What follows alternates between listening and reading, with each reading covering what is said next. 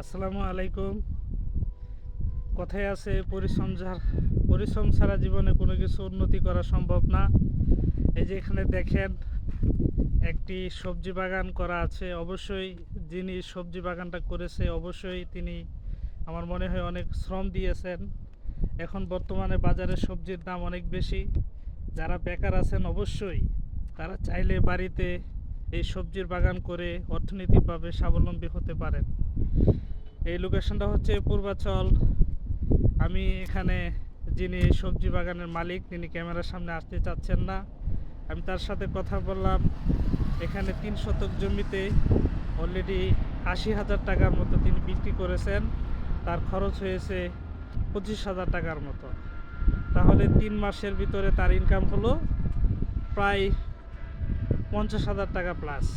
তাহলে চিন্তা করে দেখেন, যারা বেকার আছেন অবশ্যই বাড়িতে চাইলে সবজি চাষ করে অর্থনৈতিকভাবে স্বাবলম্বী হতে পারেন। ধন্যবাদ।